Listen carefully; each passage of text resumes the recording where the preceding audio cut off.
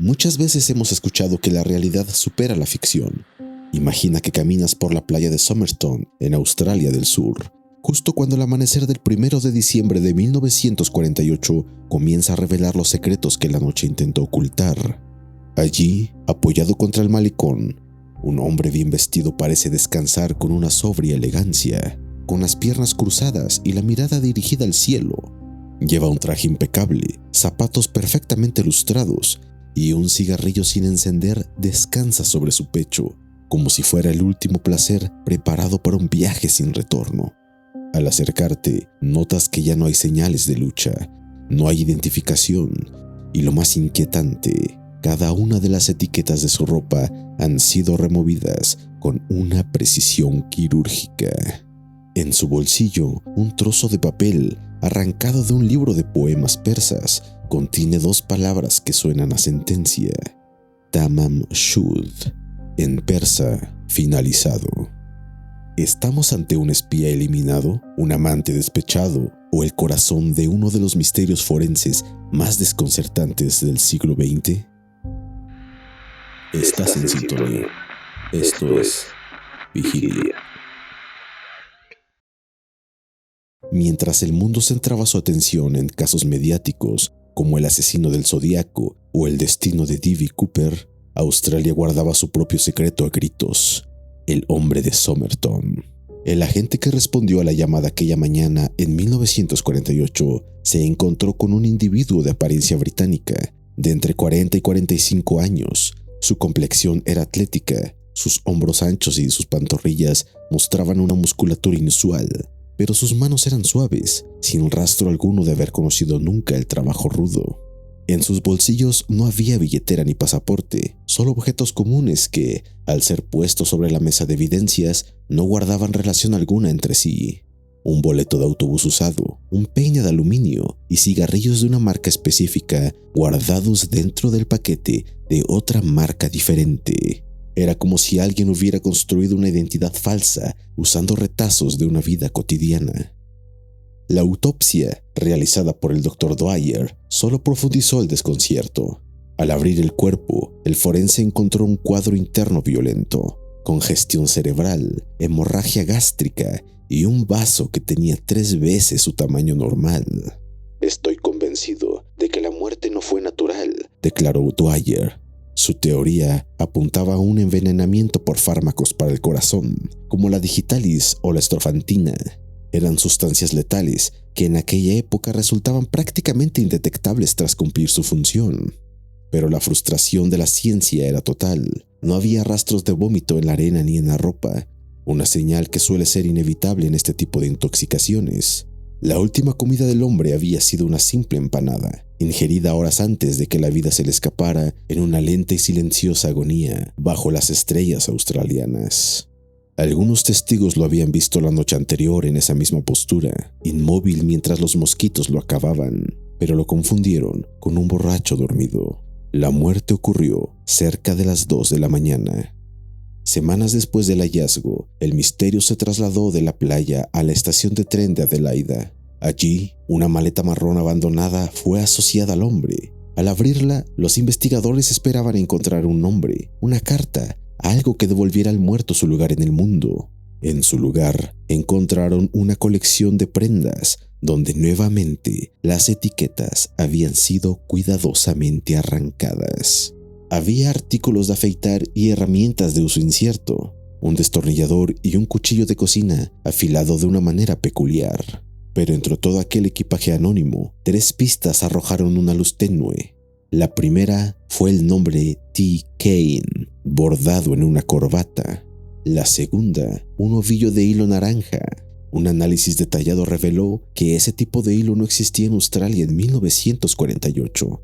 Sin embargo, era el mismo hilo que se había utilizado para remendar el pantalón que el hombre llevaba puesto al morir. ¿De dónde venía ese hilo? ¿De dónde venía él? Cada pista era un callejón sin salida y cada testigo parecía guardar un secreto. Meses más tarde, cuando el cuerpo ya había sido embalsamado, un examen minucioso del pantalón reveló lo que todos habían pasado por alto: un bolsillo secreto. En su interior, un diminuto trozo de papel enrollado contenía las palabras impresas Tamam Shud. La frase era la anotación final de un poemario del siglo XII, el Rubaiyat de Omar Khayyam. La frase significa terminado o acabado. Una búsqueda por todo el país permitió localizar el ejemplar exacto, una rara edición de 1859 que había sido hallada en el asiento trasero de un coche estacionado cerca de la playa de Somerton la misma noche de la muerte. Alguien le había arrancado precisamente la página final. En la contraportada de ese libro, la policía encontró 5 líneas de un código manuscrito que desafiaba toda lógica. Durante décadas, este código hizo dudar a todas las autoridades y desconcertó a los servicios de inteligencia. En 1978, el Departamento de Defensa australiano declaró que los símbolos podían ser simplemente el sinsentido de una mente enferma. Pero junto al código había algo más: un número de teléfono. El número condujo a una exenfermera que había servido en la Segunda Guerra Mundial y que vivía a escasos 400 metros de donde fue hallado el cadáver. En los archivos se la conoció solo como Jestin. Ella reconoció haber poseído un ejemplar del Rubaiyat y haberlo regalado en 1945 a un teniente llamado Alfred Boxall. La policía creyó haber resuelto el caso. El hombre de Somerton debía de ser Boxall. Sin embargo, Alfred Boxall fue encontrado vivo y en posesión de su libro, intacto. La pista más prometedora se evaporaba, pero hubo un detalle que ningún investigador pudo olvidar. Cuando la policía le mostró a Jestin un busto de yeso del hombre muerto, la mujer palideció hasta el punto del desmayo. Desvió la mirada y nunca más volvió a observarlo. Aunque negó conocerlo, el detective Gerald Feltus, quien la entrevistó en 2002, quedó convencido de que ella sabía perfectamente quién era él. Su familia no sabe nada de esto, le dijo ella, sellando el secreto hasta su muerte en 2007. Debemos entender el contexto de 1948. El mundo se estaba fracturando bajo el peso de la Guerra Fría. Adelaida era la ciudad importante más cercana de Gumera, un sitio ultrasecreto destinado al lanzamiento de misiles. Documentos desclasificados de la Operación Venona revelaron que el ejército de los Estados Unidos había descubierto filtraciones de inteligencia australiana hacia la embajada soviética. ¿Era el hombre de Somerton un espía? ¿Había sido eliminado tras fracasar en una misión? Su ropa, de posible manufactura estadounidense, y las herramientas de su maleta alimentaban esta teoría. Un editorial de la época razonó con frialdad. Si el veneno era tan raro que incluso los expertos más brillantes no pudieron identificarlo, el asesino poseía un conocimiento que trascendía al criminal común. Durante 70 años, el muro del silencio parecía inamovible.